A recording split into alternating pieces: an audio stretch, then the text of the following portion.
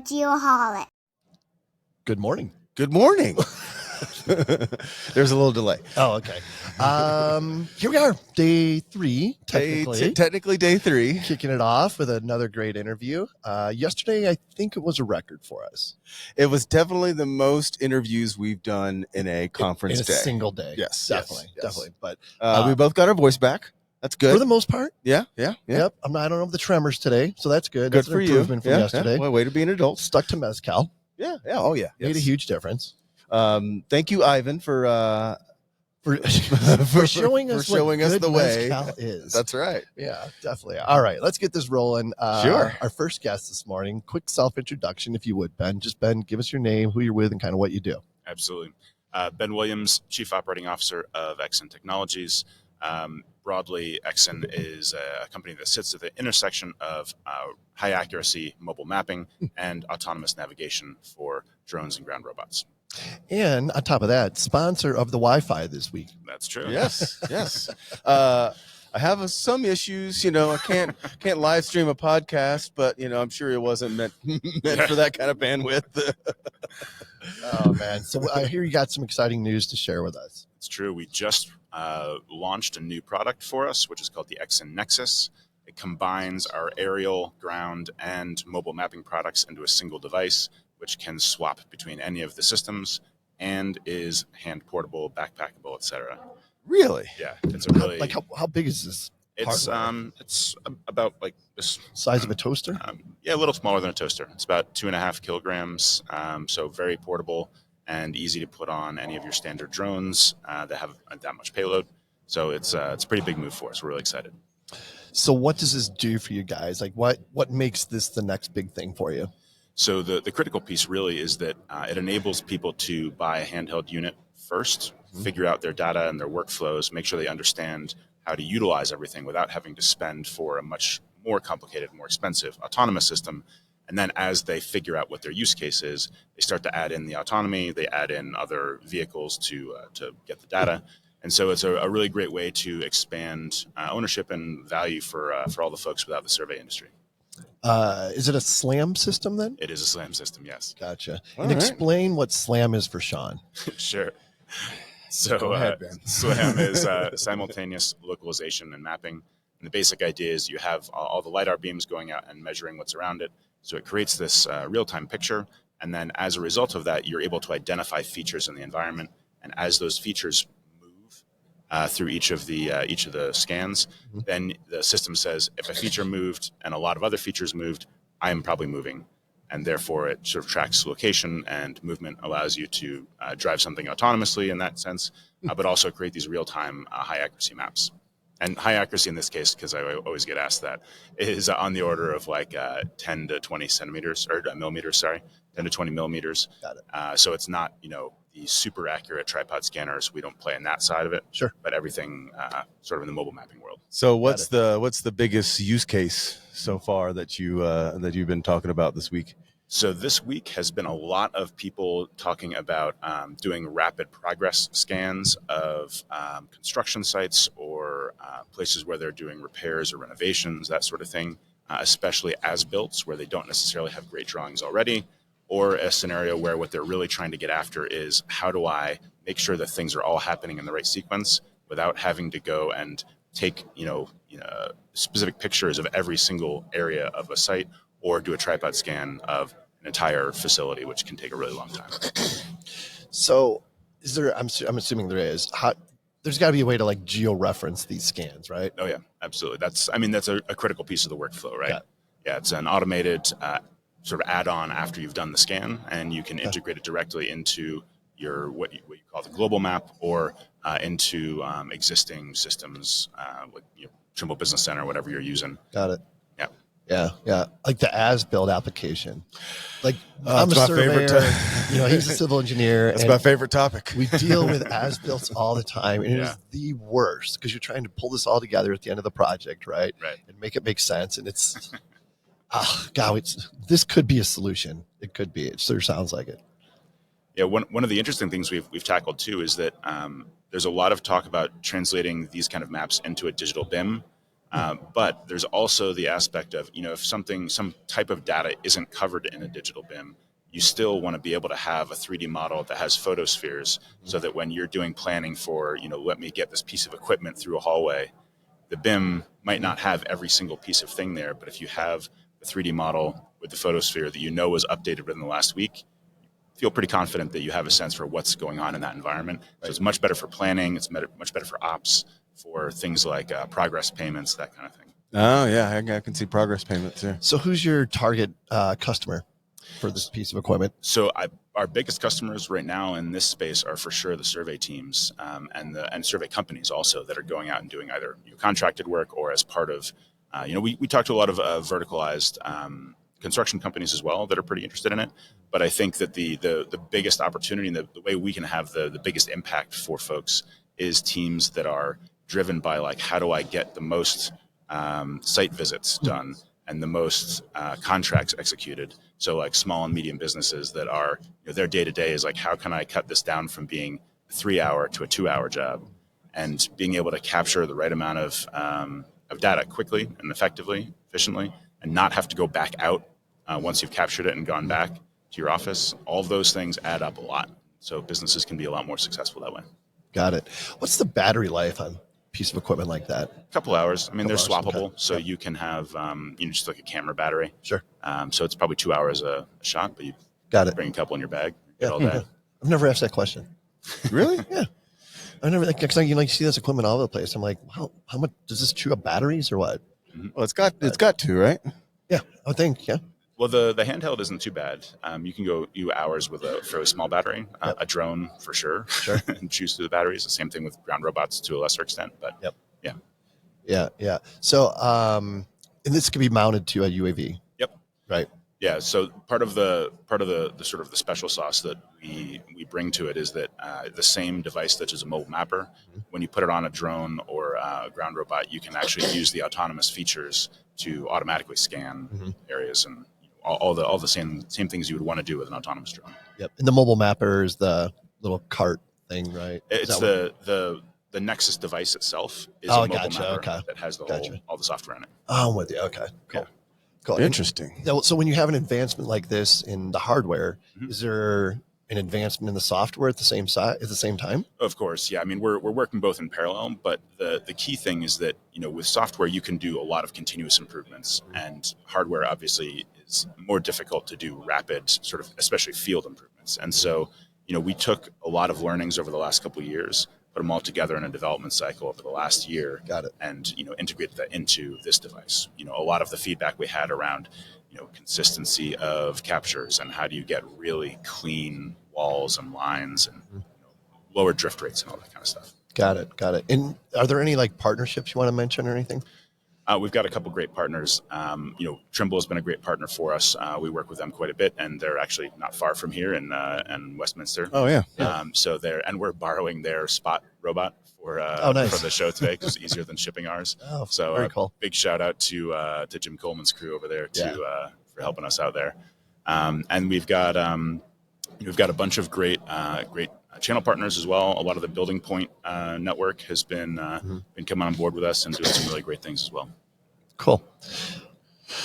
So I mean, I'm trying to picture when you said the takeoffs or the quantities, and I'm guessing what the difference is here. And tell me if I'm off base, but the unit can be mounted to but just about anything, and it can basically automate basically fly the whole site, calculate out and process it right then instead of somebody come out, get a bunch of data, take it back, and then a week later it's in real time, right? Yeah, so it's all at the edge, both in real time and for post processing. So you can watch on the tablet as it streams back a full color cloud coming back to the tablet, and I think we're the only company that does that.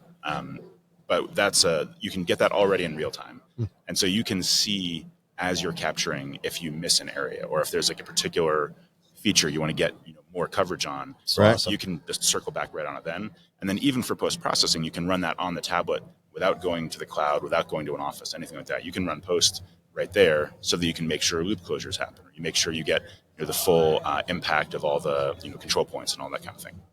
Yeah. So can there be somebody in the office as well viewing this in real time? You can stream it that way as well. Yeah. We've done some work where we have remote access, and you can actually control it remotely from over the internet or whatever.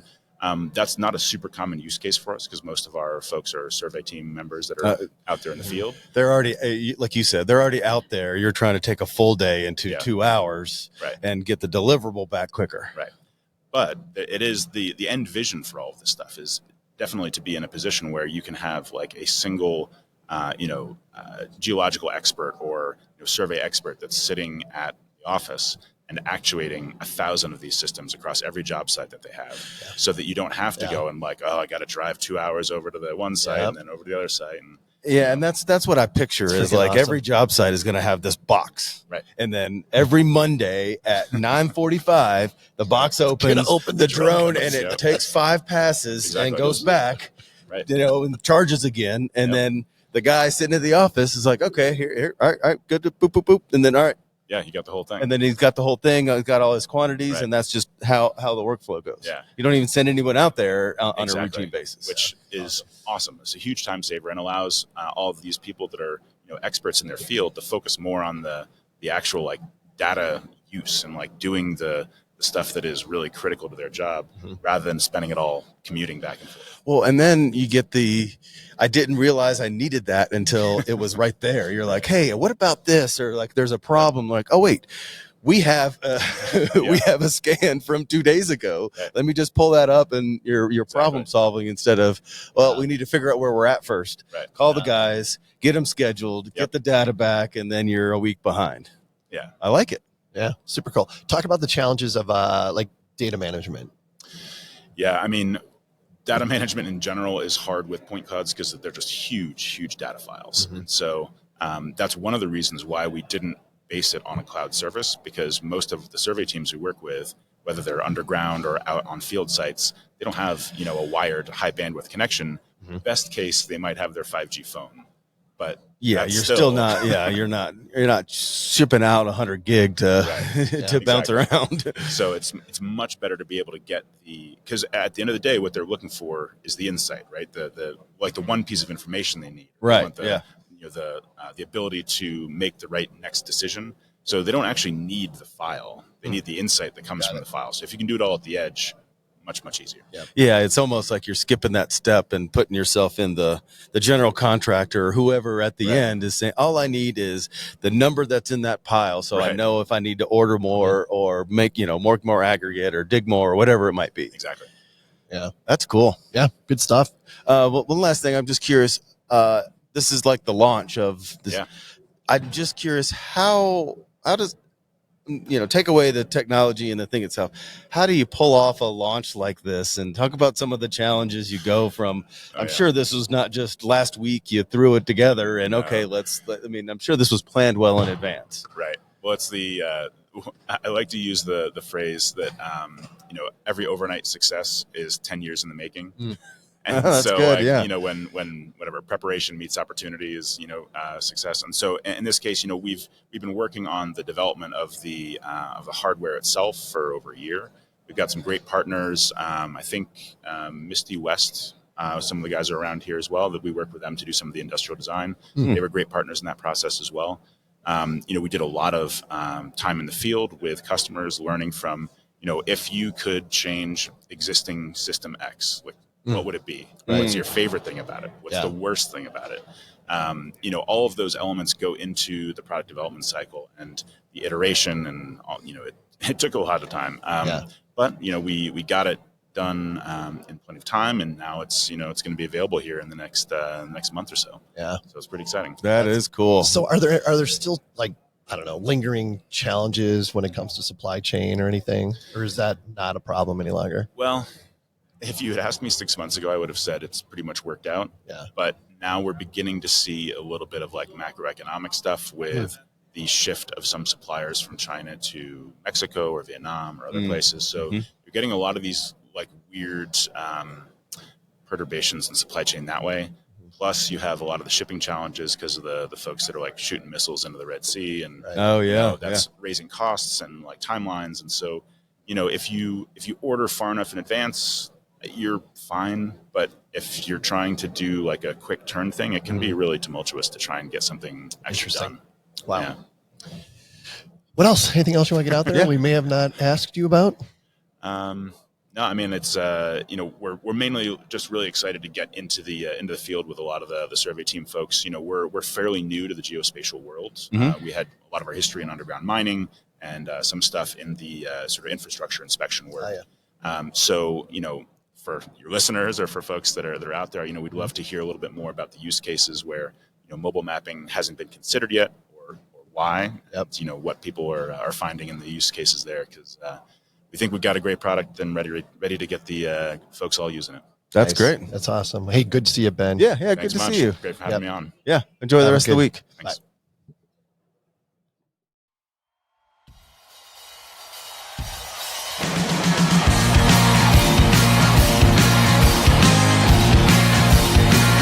So you need to talk.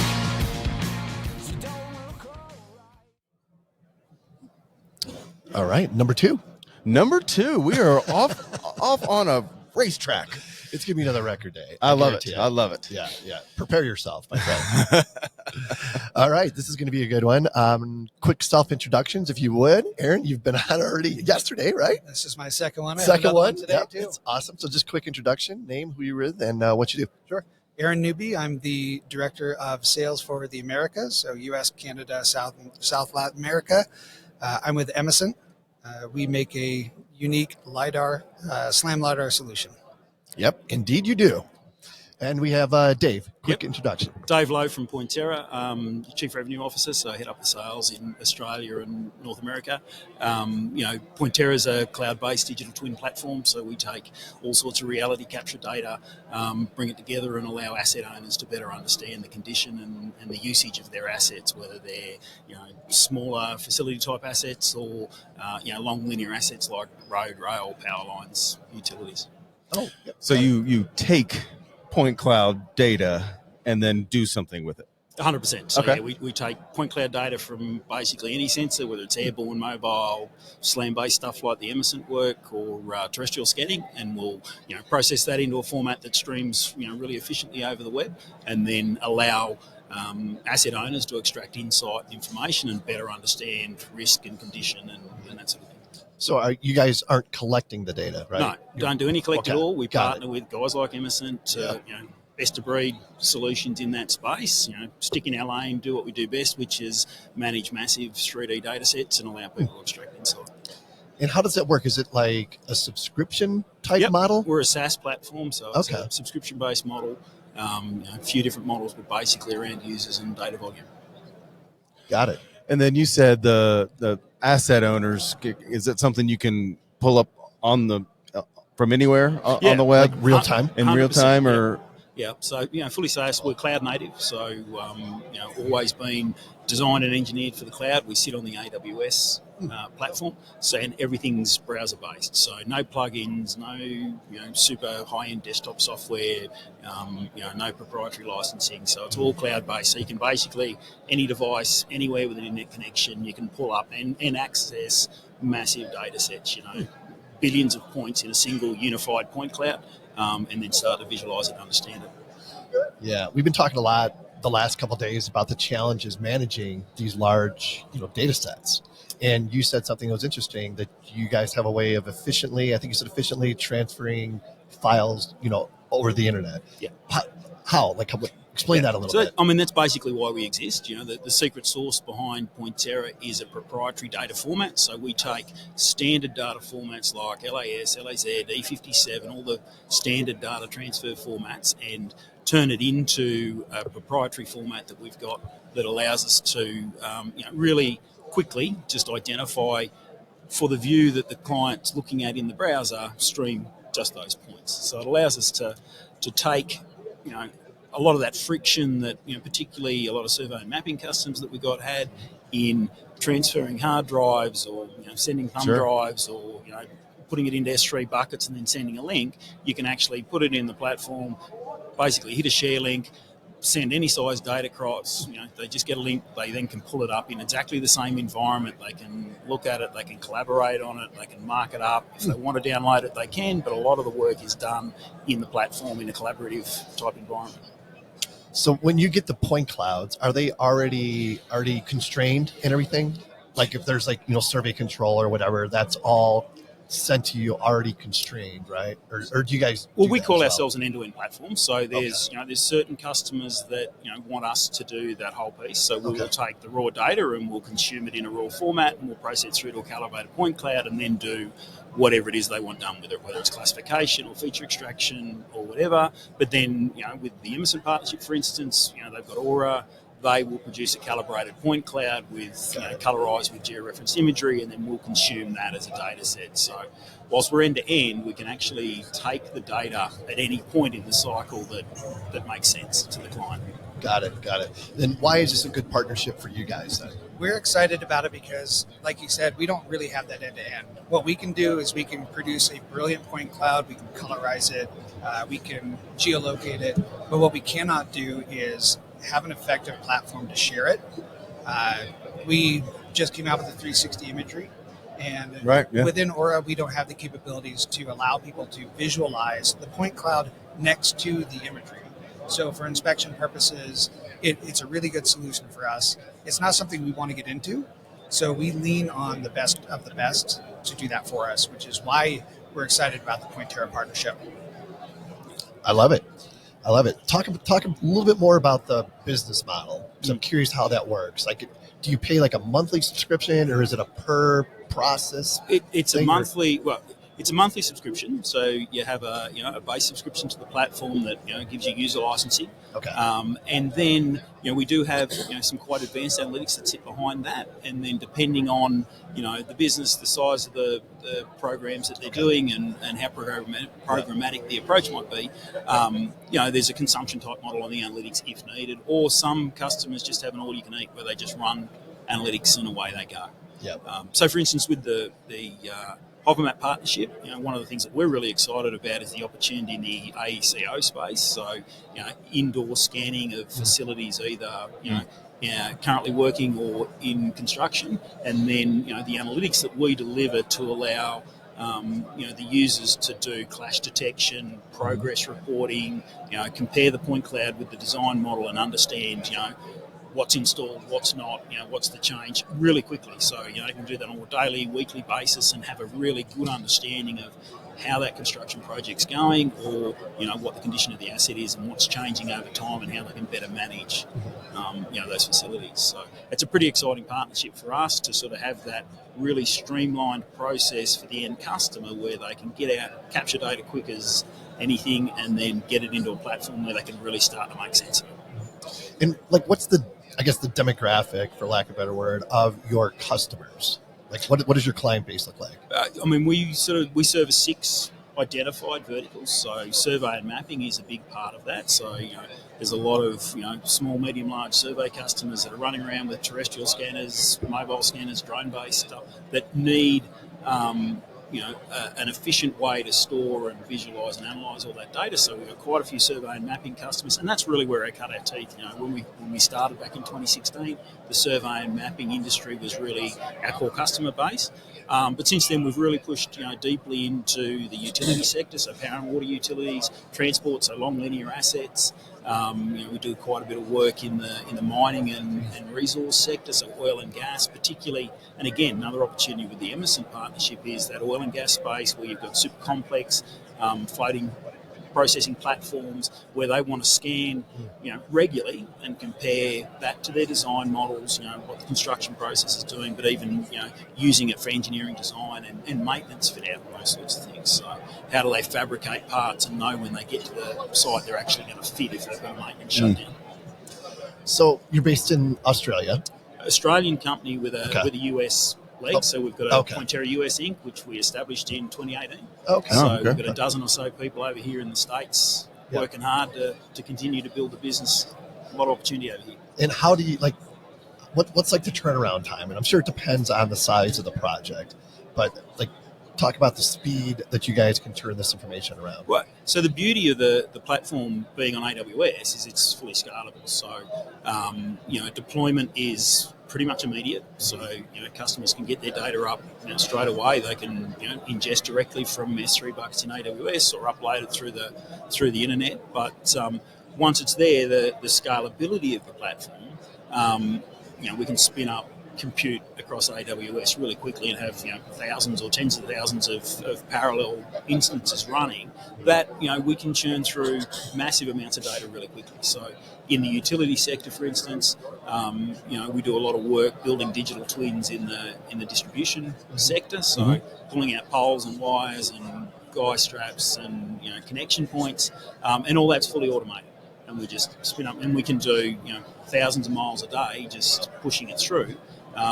With really high precision extraction of those features. And then that allows us to sort of understand, or the utility to understand, risk around engineering design, what poles are leaning, what's changed over time, how do they sort of best target their assets, either for veg management or engineering to the areas of most risk. So, what are the advantages to a company to using Pointerra versus trying to do this in-house? Yeah. So it's speed and scale. It really is, as I say, immediately deployable. There's a lot of work, 10 plus years of engineering, software engineering that sits in the background. Some really smart people that sit in an office in Perth and think all day about the product. So all that heavy lifting is done. Right. And you're immediately enabled to get out there and make most value out of the data, because really, the data is where everything starts. Once you collect it and you've got a point cloud, you've then got to give the customer some sort of answer from that. So, what we do is enable that customer to get in there and really sweat that data asset and bring as much insight and intelligence from it as they possibly can, as quickly as they can, and without them really needing to think about, well, what's all the engineering required behind it to get that answer. Yeah, got it. All right, Aaron, your turn. I don't know what to add. What do you got to add to Well, this? the one thing I could ask is, you said something is you guys deliver a beautiful point cloud, and I'm certain that this partnership works well is because the data that you can deliver makes it a really beautiful product for these guys to turn around and how is your point cloud so beautiful? Sure. And maybe why do you use that term compared to I just threw some stuff in the point cloud and they can clean it up later? Sure. Everybody knows SLAM is notorious for a little bit of slip and drift. The algorithm we use is the Wildcat SLAM algorithm, which varies. It's very different from the other SLAM algorithms out there. It's continually being updated. So by utilizing that Wildcat SLAM algorithm, we can eliminate a lot of drift and get a much more accurate point cloud. And with that, ingesting it into the Pointerra software just makes everything a lot easier. Plus, we use the Hesai XT32 puck on our STX, and the capabilities of that being on the Velodyne are exponentially better. One more question.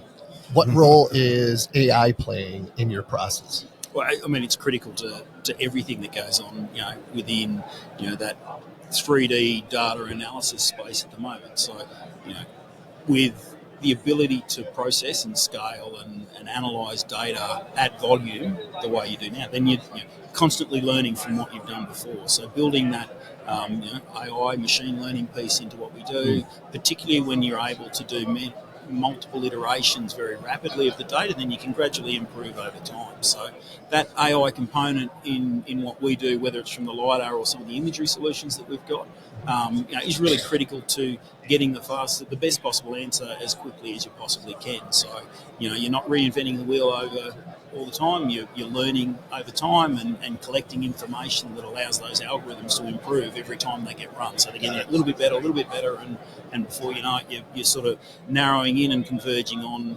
perfection, which is where we aim to get to. And since that's what you guys specialize in and that's all you're doing, I'm assuming you've had a lot more iterations than others, so that's why you've got 10 years of iterations behind it, and I can see that. Petabytes of data that's been thrown through the platform that we continually use and improve from. Yeah, so. That's cool. Good stuff. Anything else? Yeah. What else you guys excited about? I'm excited about the event. It's been a really good event this year. Yeah. Better than last year, I would have to say. Yeah, agreed. Great show. Yeah, no, we've found it excellent. I think we were here last year too. I think it's lifted a level from last year. The inquiry and the traffic through the booth, and just the excitement around the US market for particularly 3D and point cloud and how people can do more and move from particularly a lot of people that we're talking to are about how do they move from a data collector to a solution provider. And certainly we see ourselves playing a good role in enabling them to do that. We have a software solution that is an enabler. We don't want to do the work for them. We want to provide them a solution that enables them to turn that data into real, higher value chain assets. Yeah. Cool stuff. Hey, good stuff. Thanks for your time, guys. Yeah, thank good you, seeing you, Aaron. you We're going very to see you in Phoenix, right? See you in that's Phoenix right. soon. Yep. Great to meet you, Dave. Thank you. Guys. Thanks, Sean.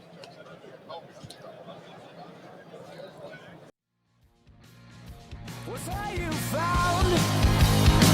What's on your mind? You know this won't take long.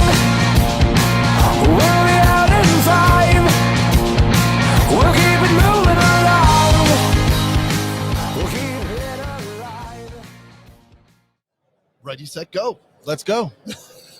Is there a delay here or something? What is happening? Well, just because the countdown hits 0 doesn't mean it's going. It has to start. There's now you tell me. Yes. We've been doing this all this time, and now you tell me there's a delay. You're supposed to wait for me to point at you. Oh, okay. The point. We're going back to the point. We're going back to the point. It's Fair going enough. old school. Fair enough. All right.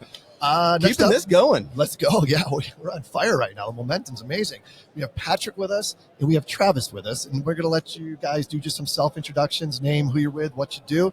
Patrick, why don't you go first? So this is Travis, and Start it over. and No, so This is part of keep the going. authenticity We of the keep going. geoholics. so once again, Travis, I'm with EagleView, senior product leader focused on commercial imagery strategy, working with Patrick. Yeah, and I'm Patrick Gill. I'm the general manager of our imagery and emerging markets business at EagleView, and Travis is my product partner. So tell us about Yeah, EagleView. you guys are neighbors to us. I've literally Right. been staring at this sign for Same. a day and a half now. Yep, What is EagleView? sure. EagleView is an aerial imagery and property insights business. We've been around for about 25 years. You might know us by pictometry, which is how that started 25 years ago. And we've got the largest historical archive of high-resolution aerial imagery from which a whole variety of property insights can be derived. 130 planes, 25 years, 300 patents. Wow. So we've been around for a while, and we're doing some cool stuff. So property insights, what do you mean by that? Whole variety of different answers to that across industries. So certainly there's situational awareness. So in our government sector, we have 911 integration. We have tax assessment, so grade and condition of a property for tax assessment, change detection, how that property has changed. So if your taxes go up, you might have to blame us. Sorry about that. On the private sector side, so architecture, engineering, construction, base map, imagery. We also have this kind of emerging space of property data. So what we've done is we've begun capturing a lot more of the U.S. We already have about 94% of where people live captured, but now we're capturing the top 50 urban areas at least once a year in high resolution. And we're talking to a whole variety of different companies, partners, customers, about what you can do with that. So you can pull like roof condition or roof age from that. You can understand, say, the valuation of a property in terms of real estate, or even the valuation of a portfolio of properties as far as mortgage. And there's just a whole variety of different things we're doing with telco companies, infrastructure, energy companies. There's just a kind of explosion in this community of what you can do with that type of imagery. And so that's the property insight side. And when you mentioned that type of imagery, how good are we getting here? I mean, you said age of roof tiles. I mean, how can I get like cracks in the asphalt? I mean, how small are we talking? Yeah, well, I'll start and Travis can finish because he's the technical guy, as you might imagine, just looking at him. Right. But we're talking, we go below 1 inch in terms of GSD, so essentially resolution. And yes, you can see cracks in the sidewalk, cracks in a parking lot. We do a lot of parking lot management. You can see leaks in a pipeline. We do vegetation management with that, asset management, cracks in a cross beam, or arcing between power lines. You can do a whole variety of different things with that, but I'm sure Travis can add on. Yeah, in addition to just what you can see top down, we have the industry leading obliques from a quality perspective. So that gives you a 360 perspective of each property, essentially. And what that does is give an assessor or someone in AEC a way to do a virtual inspection without even stepping foot on the ground. And if you need to go that next level, we also have products in the construction space, such as our drone solution, which allows you to assess a house for, say, a hail strike or cracked shingles. And then our additional products, data products, allow you to kind of go that next step with our partners in the construction space and add a level of detail to your analysis to help complete and add value to your workflow. Add value, make friends. Yeah, that is our motto. Is there a tattoo for that? Not yet. I think Sean's getting that one. Yeah, that's episode 500. You heard it here first. You heard it here What first. are we up to? Well, we just passed 200. Hold on. All right, Hold on. we're safe for a while. Technically, 250. Uh-oh. Yeah, Never well, mind. yeah, going to places we're halfway like this, we're halfway there. If we get to 500, I'll get it. Somebody write that down. Yeah, write it down. It is immortalized now. So, are you guys talk about the business model? Is this a subscription? I mean, how does this work? Yeah, so we do have subscription. We do custom projects, so bespoke flights. In fact, that's been a lot of our history. But now moving towards more of what we call like a programmatic approach, which would be subscription. So yes, you could subscribe, and from different industries, you'd subscribe different ways. So for instance, in the insurance space, we're talking about disaster response as a subscription, because as you can imagine, insurance companies, there's a lot to learn after a disaster hits of all different types. So yeah, that is one option, but we bring it to you, we bring the imagery to you or the data to you a whole bunch of different ways. So you can sort of choose how you want that. Yeah, so let me ask real quick. If I was to say helping a client manage all of their parking lots and I was helping them, what would that subscription look like? Because it's going to be in urban areas. So I'm guessing you're not doing special imaging just for that. You're already doing it once a year anyway.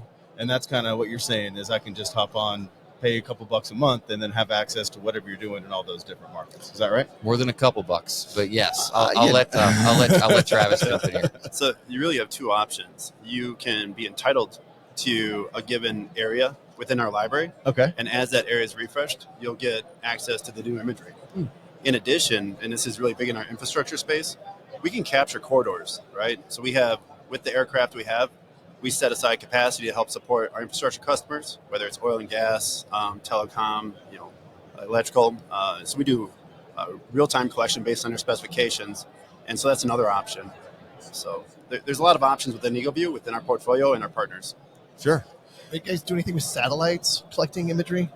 We don't collect from satellites, but we have conversations all the time with partners about being together and bringing all that those imagery sources together along with the drone side of things. Yeah. We think a holistic solution would be all those different capture technologies and modalities. But what we do is much higher resolution than satellite, and so the use cases are much different. You couldn't pull all those property insights from satellite imagery. Right. So talk a little bit, Travis, about the delivery. How am I going to get all these fancy images? And I'm sure it's a lot of data. So how is just me and my computer going to take advantage of it?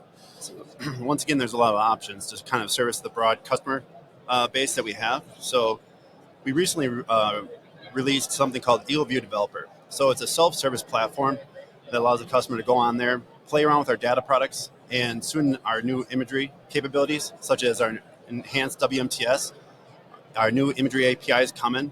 And we also have a platform. We have our legacy platform, EagleView Connect Explorer, and now EagleView Cloud, which is our future platform that we're going to be able to do a lot. All of our new capabilities for solar, for our drone solutions will be on there. So it'll be a one-stop shop to work with EagleView. Interesting. Yes, it is. So talk about the demographic of your client or customer base. What does that look like? As far as industries goes, real estate, architecture, engineering, energy, oil, gas, mortgage, telco.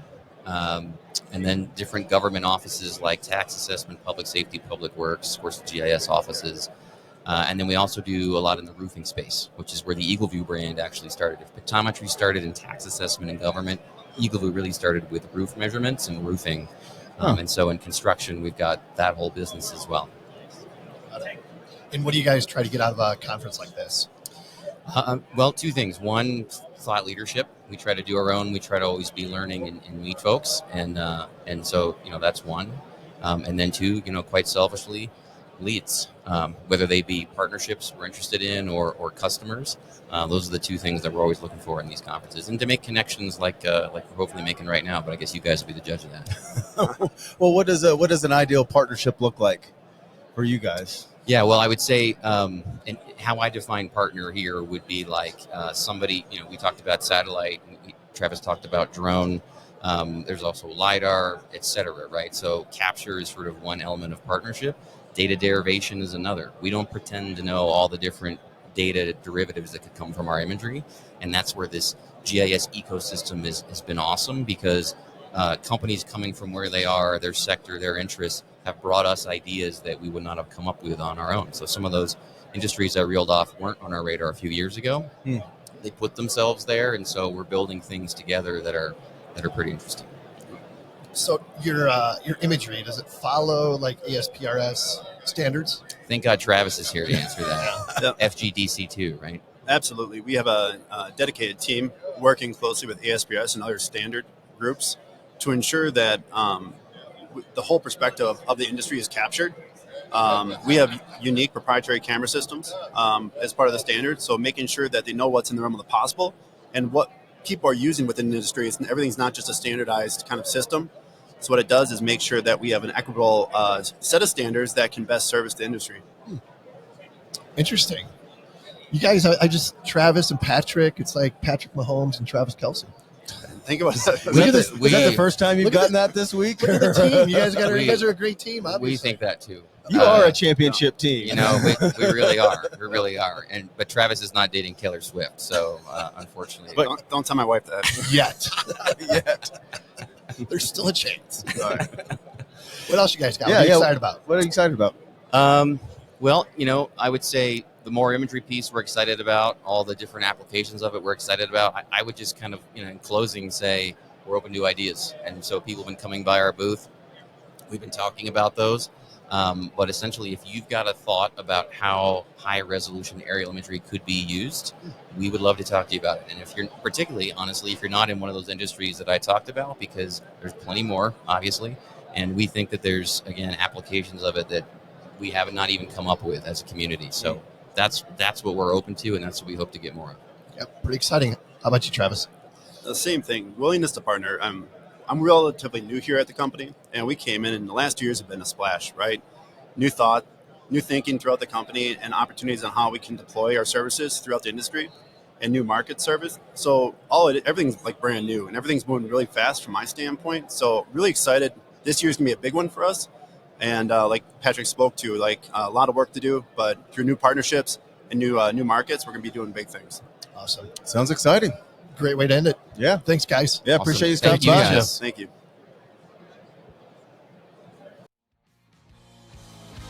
My thoughts are bad and you know why. I can't sleep at night. You couldn't in the dark. You couldn't in the lights. You tried it in the sun. You tried it. Okay, We're back. we are. Fast and furious. Indeed. It's a great day. Great day so far. Already had some great interviews. This is going to be one of those as well. Old friend, Marc Goldman. Yeah, you'll recognize the voice. Yep. So, Hey, Marc, guys. just real quick, remind folks who you're with and kind of what you do. So I'm with Esri. I am the AEC Industry Solutions Director, which means I try to be the voice of the company out into the architecture, engineering, construction, and environmental consulting industries about the great things that GIS can do.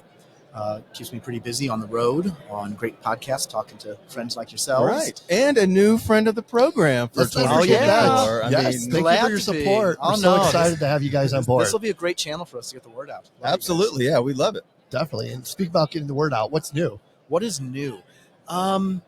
What's new here at GeoWeek is all about our ArcGIS Reality Suite. Okay. A couple of years ago, about 4 years ago, we acquired some technology that led to a product called SiteScan, which is all about planning your drone flights, executing them, analyzing the data, sharing the data in one really brilliant, easy-to-use application. We then, a couple of years ago, acquired some technology that allowed us to do some really great, call it meshification, generating the meshes out of photogrammetry and out of LiDAR point cloud type data. We combined that into a single suite called ArcGIS Reality Suite. And it is some of the most compelling capabilities in the world of reality capture, as far as easy to use, super powerful, amazing output. These meshes that are down to, I think, 3 centimeter accuracy. That's we're crazy. showing in the booth of the entire city of Boston, flown over by another partner of ours, Blue Sky. Okay. That just, you look at and you think you're looking at a video of a flight, and then you realize that you can actually, move your camera view to wherever you want and pick any 2 points on the city and get, the distance between them, and then start to overlay all your GIS layers on top of it, demographics and weather and traffic flow. Oh my gosh. It's pretty cool. It's like GIS on steroids. Oh my basically. gosh. Yeah, I mean, the idea of what GIS is in a lot of people's heads still, it's 2D maps. Yeah. It's the map that I need So to get much the more now. permit. It's 3D. It's, the color quality visualization, weather, simulations in the GIS environment. It's nothing like you. It's not your grandpa's GIS. Right. So who are your what's like the demographic of your customers or your clients when it comes to this new new suite? Let's see. Who's just going to be benefiting the most? It's a pretty broad range. It's going to be, through the lens that I tend to put on is architecture, engineering, construction, environmental. So it's going to be firms who are doing work where capturing reality is going to help them get a better understanding of existing conditions, and then overlay their plans on top of it to convey, what a new river shed is going to look like, to show what a highway going through town is going to actually look like from any angle you might want at a level of visualization that just leaves no questions about what the existing conditions are. In fact, the product was just used by a firm, HNTB, who does some great work here in Denver. Actually, a 6-mile stretch of the Platte River that really has kind of gone without a whole lot of improvements over many years. So they grabbed some imagery from Vexil, brought it into our products, visualized the existing conditions, overlaid their plans, which was a combination of sort of some CAD and some BIM and some other GIS layers, and presenting in this sort of a slideshow effect what this 6-mile stretch could look like and what the impact would be on downtown and all the stakeholders. So from the perspective of sort of the built world, that's just one example. So it almost sounds like it's getting closer to full design from the imagery. I mean, you talk about it just seems like the talk about the river example. It's almost it's I guess I'm trying to say it's like you can get a concept, or used to be able to get a concept, and now with what you have, you can almost get full design. It's funny you mentioned that. I mean, that was actually one of the bits in this article that we wrote, was that HNTV said, we've always done 3D and we've been using GIS, but there's been a gap. We haven't really been using great visualization, great 3D in that planning and early design stage. But now we have it. Yeah, it helps us understand the project. It helps us convey to the owner, in this case the city, we know what we're doing. Right. We understand the conditions. It's not just a conceptual sketch. It's not just some lines on a piece of paper. This is what it really looks like, and we know it better than anyone. So, give us the project. You say that so better than I tried to. Well, I put together an article already on it. Sure. I kind of had that in my back pocket. But yeah, it's that bridging of the gap where it used to be, okay, here's some pictures. This should work, but we really got to get in and get all kinds of crazy detail and a bunch of scans and then get full design before we know what the impacts are. Yeah. Now you're going to know what almost all of those impacts are. And then the design piece is just this little okay, let's make some plans that match what we see. Right. That's amazing. Yeah, you mentioned draping a surface over imagery, basically. Is that NERF? Because I've heard this term NERF a lot lately. Yeah, it came up in a session that I did yesterday. It's not NERFs. Okay. And I'm not going to get into that because I don't know enough about it to even be dangerous. So what this is, imagine flying, an airplane at a couple thousand feet. I'm a private pilot student, at least, so I can more than imagine it. I've done it. Sure. And I want to do it again. I need to get up in a plane again. But so you're flying overhead and you're taking pictures at multiple angles, and you're stitching those pictures together using photogrammetry to actually create a 3D model. That 3D model is at this 3 centimeter accuracy of the mesh, but it's also you're using the photographs to drape over the scene, so it's photo quality. Wow. So it's not just That's incredible. it's not just a top-down view that drapes and gets kind of stretched out and kind of weird. Yeah. You're using the multiple views that the cameras are taking and stitching them together, so that even down to ground level, where the building hits the street and the curbs, run along the street, and might only be 6 inches high. Yep. You're getting that relief. You're getting that kind and of that's detail. just from the different angles that they're It's capturing. amazing. Right. Incredible. So why do we need all these fancy lasers? Just take a bunch of pictures from all different Well, angles. here and at the you can- show, there's actually, I think, like 4 or 5 companies who are flying planes, renting their planes out, or there's the companies who are selling the cameras to the plane, the pilots and the crews. So it's a good show for me to see all these fun toys. Oh, sure. Yeah.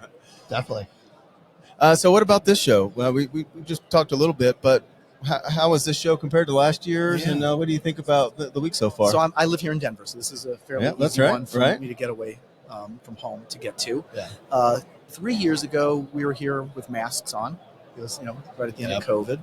And we, Esri, had a 10 by 20 booth, pop-up back stand, few of us supporting it, came in on a Sunday morning, had the booth built out in an hour. Last year, I think I doubled our space, maybe to a 20 by 20, and it was growing. The show was growing. This year, we've got a huge space. We might have one of the biggest booths here. We've got well over a dozen folks, and it's just swamped. It has been so busy. And I understand next year, this show is going to double in size. Is it really? That's what I heard. And I'm not surprised that it's starting to slow down a little bit here. Day 3, it's a half day. Yeah. I was shocked on Super Bowl Sunday. How many people? were here. Yeah, I was shocked as I was well. really expecting it to just be, bowling down the alleys kind of thing. But That's no, it's been busy for us.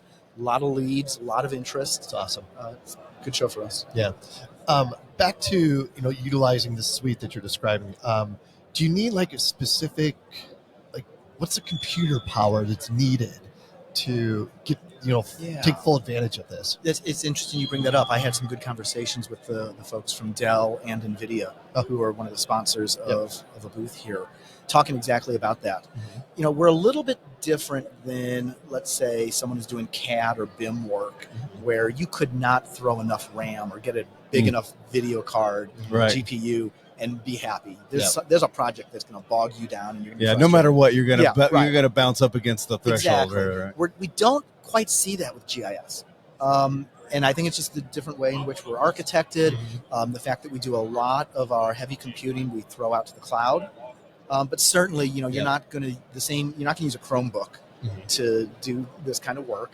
But the kind of computer that you would use for engineering processes, the computer certainly that you're using to do your CAD and BIM modeling, drawing, visualization is plenty fine for the majority of the work, because we throw a lot of the heavy computing out to the cloud in a lot of cases. Right. And in fact, part of that suite that I mentioned, this reality suite, includes purely mobile and iPad-based workflows. So you plan out your drone flight on your PC. You then go with your iPad out into the field, and you run your drone flights on an iPad.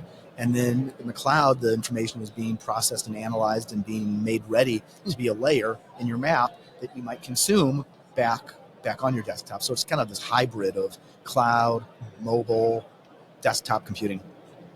Interesting. So what's the business model look like? What does the business model look like? Yeah. We're an interesting company. I mean, I agree. I hesitate. I told my son, who got out of college not too long ago, as he was out looking for jobs, no two companies are the same. Right. Don't expect what you're gonna, some boilerplate that I just need to, know the answer for every single interview I go on. Because all companies are different. So Esri, we're a 55-year-old company. We were founded by Jack Dangerman and his wife back when they left Harvard School of Design and Environmental Management, I believe. And to this day, we are a 5,000-person private company with about 3,000 partners and 500,000 customers and 10 times that number of users. And then around the globe, we have distributors who represent us. So Esri UK or Esri India or Esri Ireland, who are independent companies, but look like us, but know their market. Right. So we have direct salespeople. We go to trade shows and conferences and get on great podcasts like this and write articles talking about all the things we do across many industries. If someone is looking for software, typically the answer is come to our website to learn more. Yeah. And click the link, and someone will give you a call, because it's typically not, you're not going to buy software off our website, download it, and start running it in most cases. It tends to be a conversation that leads to what you really need. It just seems like the biggest company, I haven't done this for a couple years now, seems like the biggest company that everybody uses, and I have no idea how it works. Like, it just seems like it's ingrained everywhere. No, it is. We've been around for so long. We pretty well defined the world of GIS. Yeah, There's plenty of other players in it, and we've got some, strong competitors. We've got some partners who also compete with us in interesting ways. But yeah, we are pretty much the largest player in the world of GIS, and yet at the same time, I've heard of you, but I don't really know what you do. Exactly. I've seen that, but I don't know exactly what it is. Oh, yeah, I used you in college in my engineering class. You guys do ArcGIS Pro, right? Yeah. Okay. And it leads to really fun conversations when we show all the things that we're doing now compared to what someone might have known us about just a few years ago. Yeah. So what else? What else are you excited about? What else am I excited about? Well, I mean, you just said this is a new launch for we actually launched it last year. Okay. But, as is typical, it takes a while for the word to get out, for people to get their hands on it, for us to have customer stories to tell. And now we're at a point where the stories that we're telling are really compelling, like the one I mentioned in the article, HNTB. It's great to get together with other Esri folk at the show. We've got folks from Germany, and I think some from Switzerland, and certainly a lot of folks live in Denver at Esri. But to bring everyone together and have our product managers and product engineers and solution engineers all together for 3 days helps all of us at Esri understand things a little bit better than we might know when we just kind of work within our individual silos. So that's always fun. Sure, and I'm sure you don't know what other use cases are out there until you meet with your own. No, folks. exactly. I'm doing a conference in a few weeks on AI in AEC. And I've got some content, and I reached out to our product managers, and then I went over to one of our kiosks in the booth and saw video after video after video of AI. It's like, oh, Jaron, you got to tell me all about those, and you got to put those on a OneDrive somewhere for me, because I'm presenting these in 4 weeks. You didn't know that, did you? I didn't know that until I just saw them. And then you didn't want somebody in the audience saying, "Hey, by the way, right. Yeah, let's keep this on the down low, because I don't want anyone to know what I'm presenting." I guess I just told your audience. Right. It's funny. Well, that's cool. Yeah, good stuff. Yeah. Really appreciate you stopping by. Yeah, good seeing you. Always fun having to talk to you guys. It's great. And it's great to be on board with Geoholics. I think thank you so much for your support. Appreciate it. Great service. Yeah, great. All right, then. Enjoy the rest of the week. What's left of it? You too, guys. Take care. Thanks.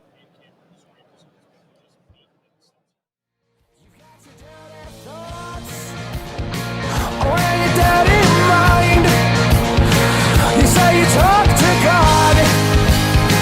I hope he's doing fine.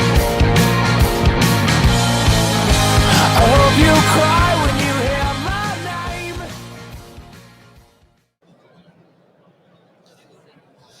Okay. We are on fire. I think we've started the last 3 interviews by saying that exact same thing. No, there's a little changes each You think time. so? Yeah. Regardless, We'll go back to the tape. We are rolling. All right. This is going to be a great conversation. So just real quick introduction. Just give us your name, who you're with, and kind of what you do. Absolutely. So my name is Madison, and I work with SpecTIR. We are a hyperspectral company. So we're an aerial company, and we do surveying and data processing. So hyperspectral. Correct. You're going to have to give me Expand on that just a little bit. Absolutely. So hyperspectral is a type of camera that can detect a lot more color than the human eye and then traditional RGB cameras. And so we can detect at a really fine detail different wavelengths along the electromagnetic spectrum. And with that, we have really precise identification of different materials. Interesting. Okay, so I'm going into a million different places that this can go. What's what type of materials, or what's some applications? Yeah, what are the biggest applications? So the most famous or claim to fame application that hyperspectral is used in is mineral exploration. because it can detect different soil types and minerals at a really fine detail. So every material on Earth, it has a unique spectral signature or a unique reflection on the electromagnetic spectrum. And our cameras can detect all of those minute differences. So it can tell the difference between a pixel of granite per se versus a pixel of gold. What the? And can you get down to like element composition that low? I mean, are we talking about you can tell how much sulfur or whatever is in soils based on that wavelength? Yes, I mean it really depends on the resolution that you're surveying at. Our cameras, because we do aerial fixed wing surveys, it's anywhere between 0.5 meters and 5 meters, the resolution that we're surveying at. Yep. But also other people in the industry like TerraCore, they actually survey cores, like mining cores, and they're at a very fine centimeter detail. They can tell the composition of different materials. Okay, so you're more on the bigger plane scale. Exactly. We're doing more of the wide angle lens of landscape for hyperspectral, but it can go down to very, very fine detail as well. Sounds really complicated, Sean. I mean, that's right up your alley, right? Not anywhere near my alley. How in the world did you get into this? So I like to say it was a happy stumble. I did my master's degree in geospatial data analysis and had heard the word hyperspectral a few times, but didn't really know much about it. And then I was living in Ireland actually and doing my master's there. I'm originally from Reno, Nevada, and that's where SpecTIR is headquartered. Okay. And I saw a job for a remote sensing specialist come up, and that was the field that it was in. So. And the stars aligned, and you moved back home, and here we are. And here we are. Yes. Wow. Here we are at GeoWeek. It's our first GeoWeek too. Oh, So cool. What do you think so far? it's a lot of energy, and it's really exciting to see all of the development here. But I don't see much hyperspectral, and so there's a lot of stuff around here, and to find something that's unique is pretty rare. So talk a little bit about who's your end client, like who utilizes this the most. I would say 90% of our clientele is in mineral exploration, and there's a few reasons behind that. First of all, our data is very expensive to acquire. It's data that has to be flown with near perfect weather, with a perfect solar angle. And so a lot of times our deployments, they're very extensive because we have to rely so heavily on the weather. So that makes our acquisition very expensive. And then also, because they're such complex data sets, it seems that no other industry really has the built-in expertise to be able to interpret that data or handle it. And so mining both has the budgets and the expertise to realize the power of hyperspectral, but one of our big goals is to try to spread the technology into other applications as well, because it really is only our imagination that can limit us on the amount of applications it can be useful for. It can add incredible dimensions to data. You're going to have to give me an example. I mean, I know you've thought of different ways to use this, even though it's not currently happening. What do you think would be the best place outside of mining?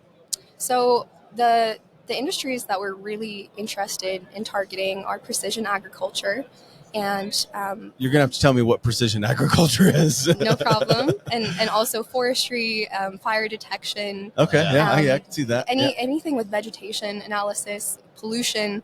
And so, like I said, it is limitless. But with precision agriculture, we can tell at a very fine detail plant health, soil composition, exactly how a plant is. You know, we could, if you put two apples next to each other and they visually look the same to the human eye, we can tell which one has mold and a parasite in the skin versus not, even if they look exactly the same. And so, are you saying you can do that when the apple's on the tree from the plane? The apple example is it's a little bit small for the aerial survey. It's okay if it's a little pie in the sky. Did you get that?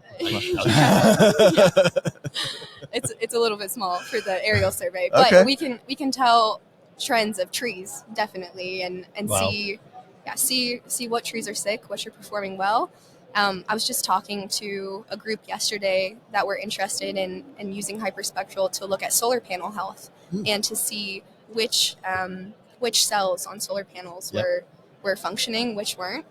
I mean, I'm guessing you could get pretty precise with that and get down to a pretty good efficiency off of solar panels, right? Absolutely. Basically how much dust in a really finite amount. For sure. So are you guys developing these sensors in-house, or do you have partners that you work with? So we do not develop our sensors in-house. We work with SpecTIR instruments, and they're out of Finland. They're really the leaders in the industry, and Finland has always been the main producer of hyperspectral sensors. But yeah, we definitely do not have the expertise to build them. Yeah. We just use them and try not to break them. That's our goal. Tell us a little more about the company. Like, why do you like working there? What makes it great? So we're a very small team where there's around 12 of us in office and some other contractors that we work with. But working in a small environment, you get a taste of everything.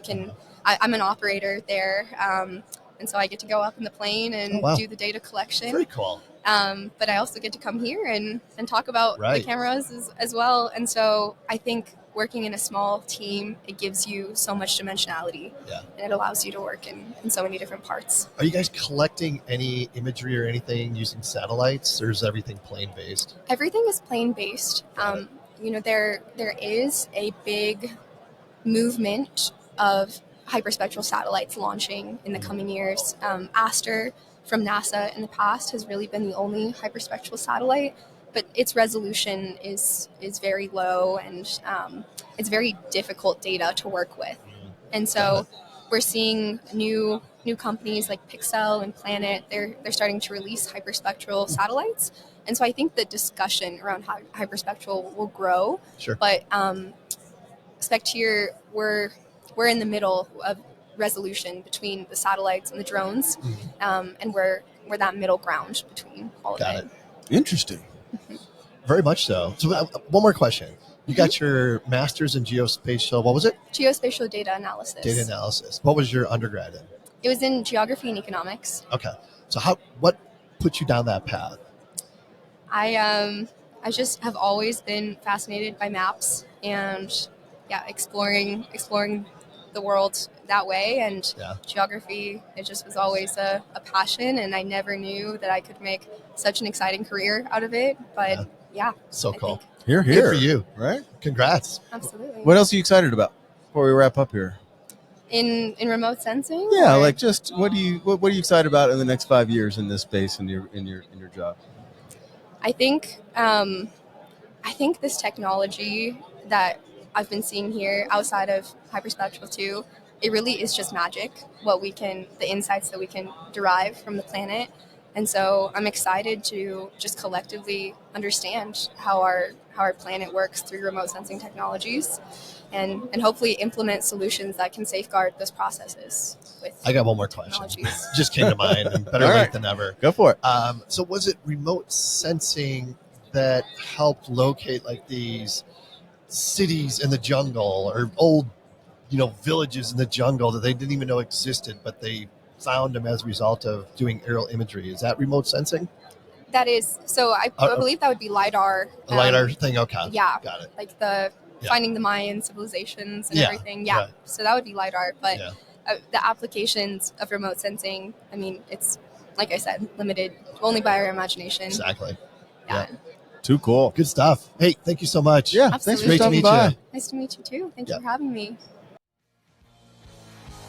And this happens all the time. I can't sleep at night.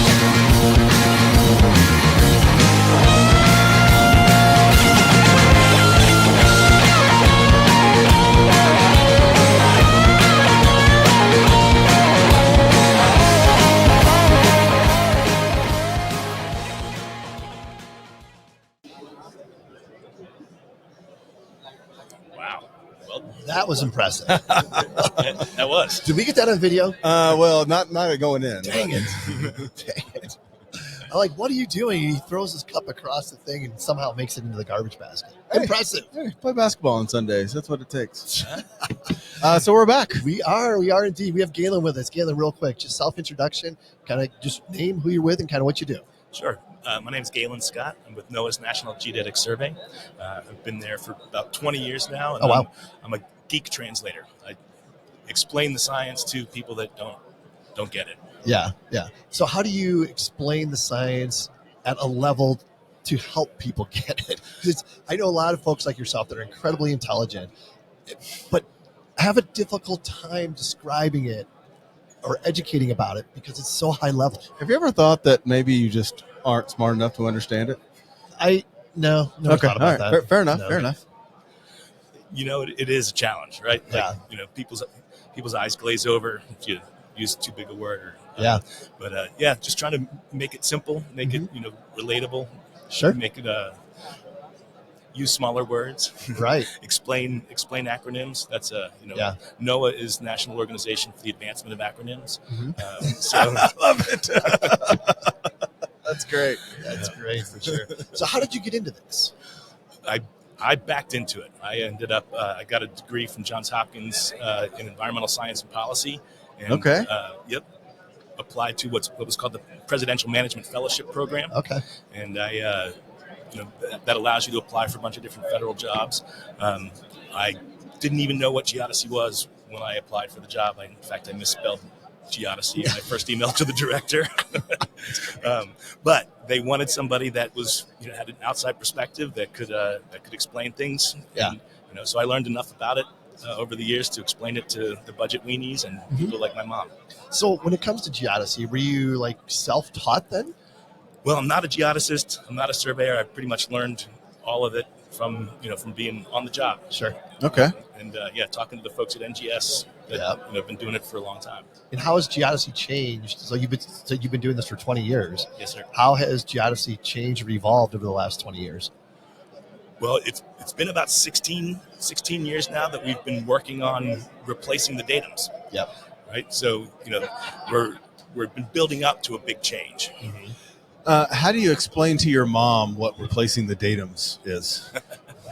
Well, I use a joke. It's a visual one, so it might not translate here. But I ask them about, have they heard the joke about the one-armed fisherman? And I say, caught a fish this big, just put one arm out. Yeah. And then, right, and then put the left hand out, right, and the left hand's the datum, right? I like that. Okay, all right. Yeah. So you just mentioned big changes coming. Yes, sir. Talk about the status of that just a little bit. Sure. So for 16 years, we've been flying airborne gravimetry missions over the entire U.S. and all the territories. So collecting gravity data from the airplane, and that just hit 100% completion about 2 or 3 weeks ago. Oh, really? Okay. Yeah. So it's GravD, one of my favorite acronyms. Gravity. Yep. Gravity for the redefinition of the American vertical datum. Yeah. So when you say gravity data, explain that a little bit. So gravity is a function of mass, and right. So the value of gravity actually changes depending on what's underneath, basically the density of the rock. Sure. And so as you come across the country, as you get closer to the Rocky Mountains, the value, the pull of gravity gets stronger because of the enormous mass of the Rockies. And so making a really accurate map of those gravity variations, that's what's going to serve as the foundation for the new vertical datum. Okay. So is it more accurate than just like LiDAR? Totally different. Totally different. Totally different, right? Okay. So we're measuring that fundamental force of nature. Okay. We like to say only gravity knows which way water flows. Very true. Yeah. Interesting. Yeah. So where are we at in the state plane coordinate 2022? Where's that at? So the initial definitions and the initial definitions of the new state plane zones are now out on our alpha site. They're not totally final yet, but we're getting there. The difference between the last set of state planes and the new ones is we've got a whole bunch more. We basically worked with the states over the past bunch of years to redesign the state plane system. We've changed things around enough so that the distortion is less over where people live. So they push the distortion out into areas where there's much lower population. That's one of the big changes. And then there's also like 4 different layers of state plane zones in the new system. There's a statewide zone. There's a full coverage smaller zones, kind of like what we have now. Yep. And then we also have another layer that's mostly low distortion projections. That's what I was going to ask about. Yeah, because that's how I've heard this described, as a bunch of low distortion projections, basically. Right. That's one of the layers. So you're getting kind of all of it together. Oh, okay. You can make, so for the GIS community, there's one statewide layer that they can use. But when you're getting down into local projects and you need that extra accuracy, going with those low distortion projections makes a big difference. So is it accurate to say that with low distortion projections, grid and ground are the same?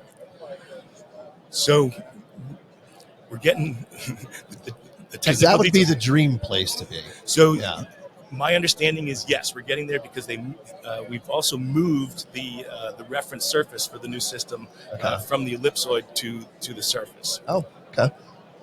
Ooh, that changes things. Yes. Yeah, I can see that. The only thing that's going to be weird is, like, in Arizona, we've got basically, east, central, west.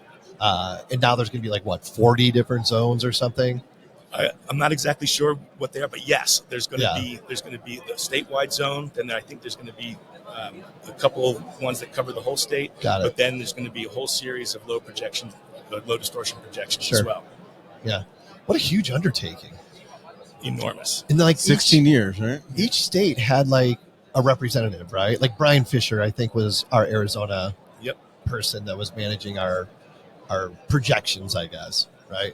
And each state had somebody like Brian. Yeah. So each state, we required that somebody official had to be able to speak for the state, like either a surveying organization. There's a list of different organizations that could be the representative for the state. Yep.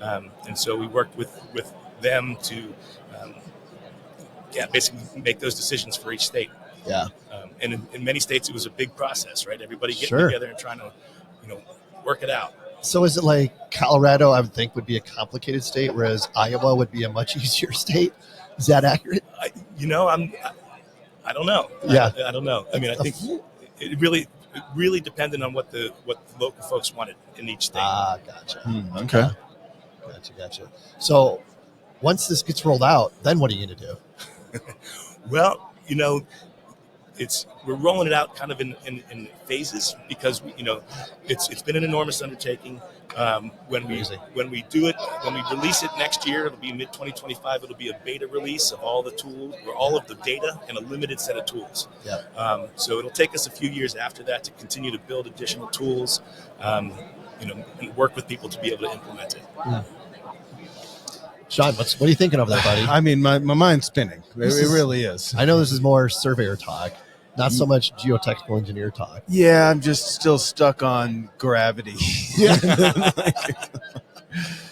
And when you talked about the difference between Colorado and Iowa, I'm sure the gravity measurements are stark.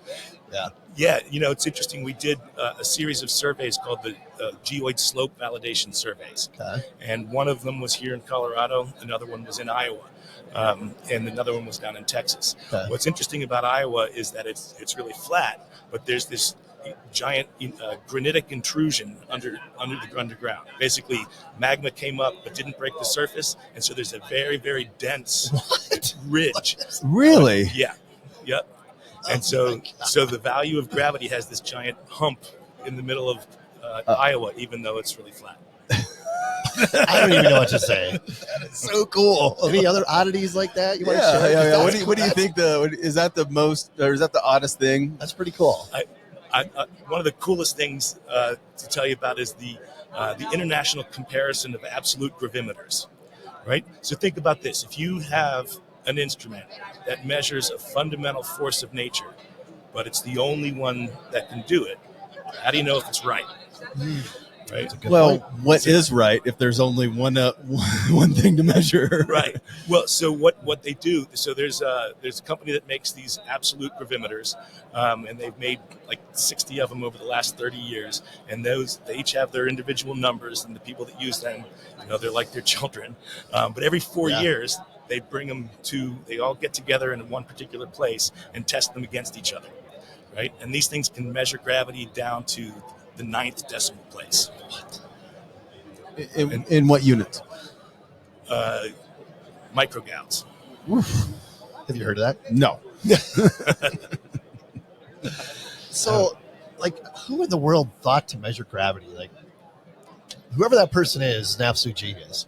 Well, and I guess and back to the bigger question is like, what do you get out of coming to a conference like this, and what does the geospatial community get from a better gravity resolution, I guess you could say? That's the $1 million question, right? Why? So NAVD88 is the current vertical datum in the U.S. NAVD88 was made from adjusting together 2.2 million kilometers of geodetic leveling across 800,000 benchmarks across the entire country. Now the problem is that that leveling took place over about 80 years, and when it was all adjusted together in the late 1980s, it was the information that we had, and the assumption was made that nothing had moved in the intervening time since those lines were surveyed. But we know the Earth's a dynamic place, right? Yep. So all of the movement of those marks really kind of got folded into NAVD88.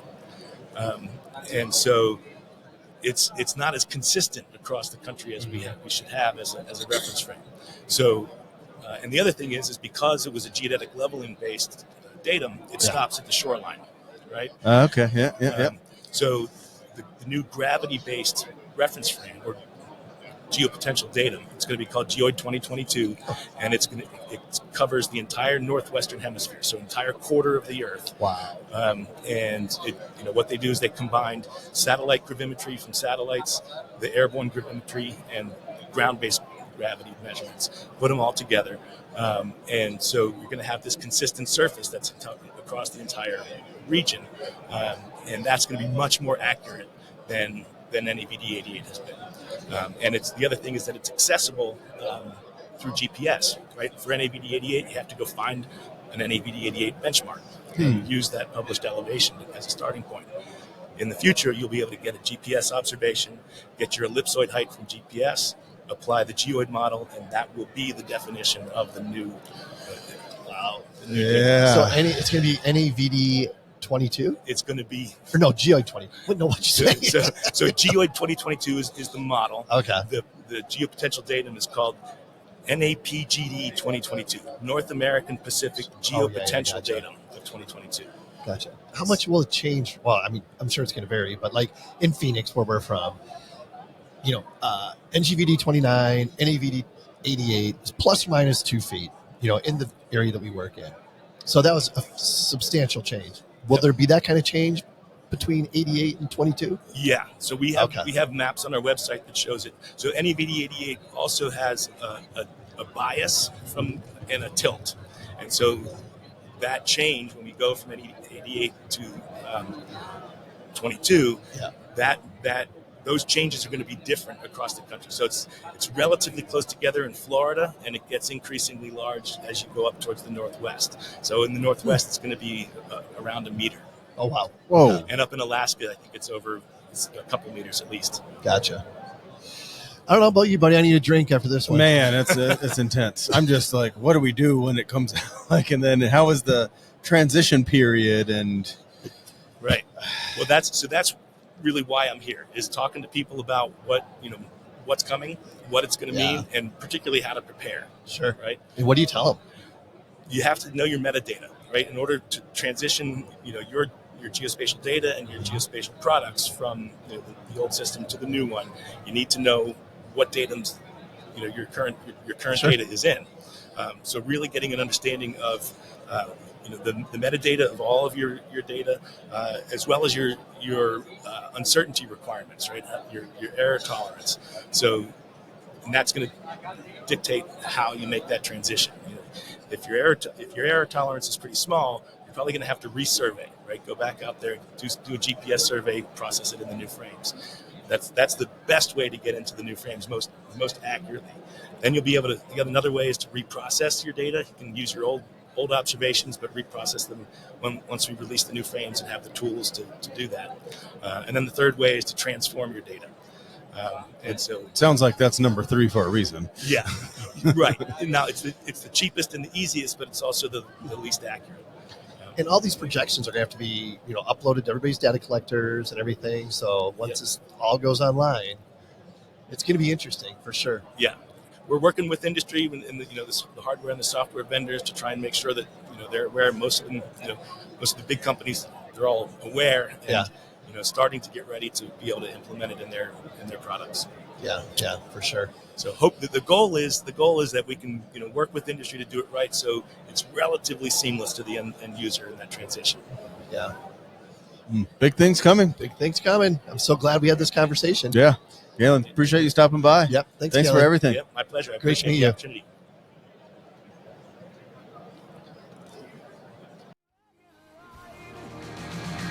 So you can sleep at night. I hope you cry when you come back.